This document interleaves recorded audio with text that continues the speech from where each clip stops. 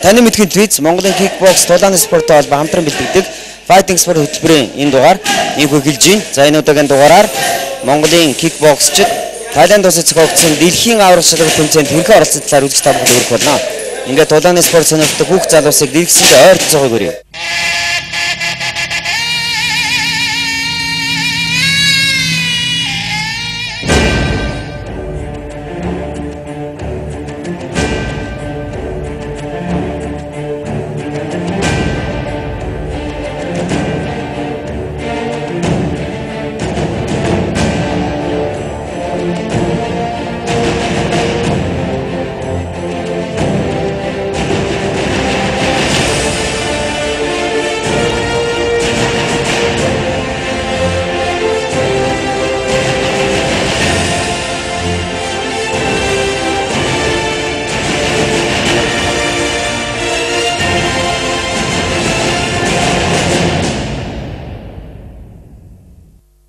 Японы тамирчтай тоглосон байгаа. Энэ Японы надад тоглосон Японы тамирчин бол Наажа гэдэг Кёвон тоглодог туршлагатай их сайн тамирчин байсан.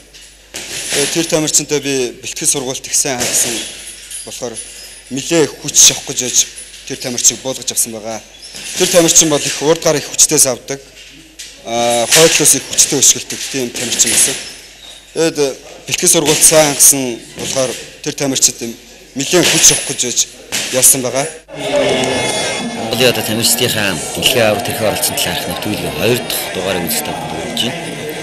За энэ удаа 63.5 кг хэмжээнд Монгол улсаа төлөөлөн дэлхийн аврагт оролцсон Хотон сүрэнгийн Лаа сүрэн гэж тамирчны талаанууд үзүүлж байна. За Хотон сүрэнгийн Лаа сүрэн маань 2007 оноос хойш Мишель кикбоксер хичээл болсон 1990 онд төрсэн залуу тамирчин байгаа. За одоо Мишель группийн дэргэдэх цагаанчин хараал хамгаалалт даалгаврын ажилтан ийм тамирчин. За түүний өрсөлдөгч Наажа Каваши гэдэг. За энэ бол нэлээд бас дуршлагатай тамирчин, энэ жил 30 настай ийм тамирчин байсан. Өөрөөс 10 нас хараа арга дуршлагатай тамирчтай бас төлөвлөж байна. За Монголын тамирчин бол энэ Улаангийн бэлитэй улаан болонгоос өрсөлдөж байгаа бол Японы тамирчин Наажа бүх болонгоос улааныг хийж байна.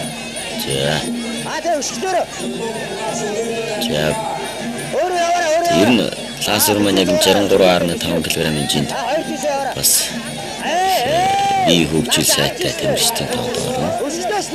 Маш их хүчтэй гарын цохилттой ийм тамирчин байгаа. За тэгээд Тайландд 3 сар гаруй бэлтгэл хийж нэлээд олон тэмцээнд оролцож байсан.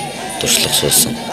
Эндээс харагдаж байгаа. Одоо ер нь аль ч орны одоо тамирчинтай гараад ямар ч одоо тэмцээнд тулдахад одоо нүүр бардаг. Бас нэг эндээс харж олон. За техник үзүүлэлт гэж би үлийн болон гарын техник үзүүлэлт их сайтай. За саяас урд гарын хажуугийн цохил. За энэ дэр Тайландын боксын онцлог гарч харагдаж байгаа мөдө бокс. За хуулгараас гадна одоо өвдөг тохоо орж ингэж тулалддаг юм.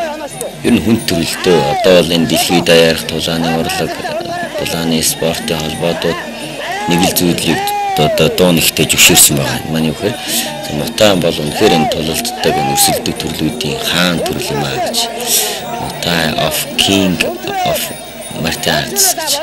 Үнэхээр одоо энэ тулалддаг өрсөлдөг төрлүүдийн одоо оргил хатуу ширүүн өрсөлдөөн бол Muay бокс. За энэ Монголын тамирчид бол одоо голчлон одоо кикбоксing одоо спортод өрсөлддөг бол за сүүлийн үед бас энэ Muay одоо ертөнцид их хөлтөвж амжилттай тулалдж байгааг энэ толоноос харж болно. За лазер маань урд нь Тайланд улсад зохиогдсон тулааны спортын анхаадугаар наадмын Muay төрөлд оролцож амжилттай медалийн төлөө Узбекийн тамирчин тажигдж ирсэн. За үүний дараа Вьетнам улсад зохиогдсон Азийн танкби спортын 3 дугаар наадмын мөн одоо Muay төрөлд өрсөлдөж бас л одоо медалийн төлөө Ливан улсын тамирчинд ингэж хожигдож ирсэн. За мэдээж одоо ялгадал болгон түнд одоо дуршлаг болж ирсэн ойлгомжтой. Ингээ одоо нэр хөдөлмөр хөлс гаргаж одоо Тайланд бэлтгэл хийж дэлхийн арга тэмцээнд одоо оролцох бэлтгэлийг өндөр хангасан. За эндээс харагдж байгаа техник үзүүлэлт, борд хүч, одоо би авч байгаа байдал, сэтгэл зүйн бэлтгэл бол нэлээд одоо өндөр түвшинд ингэж одоо хийгдсэн байна. За энэ дашинд энэ одоо бичлэгийг бол одоо миний бие сонирхсдын камераар чадан ядан бичээд ингэж үзэж та бүхэндээ хүргэж байгаа. Тэгэхээр энэ зарим одоо бичлэгүүд бол эфирийн шаардлага авах тохиолдол бий. Гэвч одоо энэ тань мэд телевиз маань кикбокс ялангуяа энэ дулааны спортыг одоо дэмжиж ажилладаг юм телевиз байгаа. За энэ дашинд тийм телевизийн 5 жилийн энэ өдрүүдэд тохиолж байна. Тийм телевизийн бүх одоо ажилтан, малбан хаагч бүх хүмүүст одоо энэ 5 жилийн баярыг нийт одоо спорт сонирхогч кикбоксчдын нэрийн өмнөөс имчилгээ дэвшүүлье. За энэ дээр лазерынгийн урд гарын ажуугийн одоо цогт амжилттай бас сайн удаашлуулж харагдлаа. Ер нь эхнээсээ гараад ингээд цохилтуудыг хүчтэй оновчтой болоод байгаа хэрэг Японы тамирчны хурд нэлээд саарсалтай. Японы тамирчин бол хойд хөлийн одоо хажуугийн ишгэлт урд гарын хажуугийн одоо цогтыг бол сайн эзэмссэн юм тамирчин байсан. За эндээс харагдаж байна нэлээд одоо туршлагатай 1980 онд төрсэн ийм тамирчин байсан.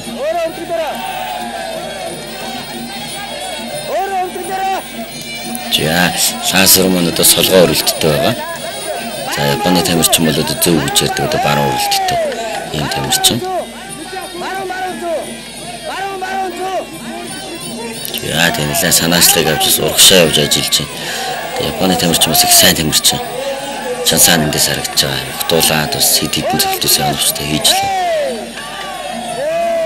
Гол нь мутан энэ ертөнцийн өрсөлдөөнд биеийн одоо хурд хүч авахаас бүх зүйл шаардах боловч нэг зүйлийг илүү дэлгүү шаардж идэг. Энэ бол дэвчээр. За энэ ч одоо хөллийн ямар нэгэн хамгаалалт байхгүй байгаа. Хөлөөрөө шууд хөл рүү өшгөлж байгаа. Хөлөөрөө шууд тохон дээр бууж байгаа. Маш их одоо өвдөлт одоо мэдрэгдэж байгаа. Бэлтгэлийн явцад мэдээж хөл гар бол нэлээ хатуучсан байдаг л да. Дээр нь дэвчээр маш их одоо дэвчээр хэрэгтэй. Хичнээн одоо ядарч байгаа, цуцж байгаа ч гэсэн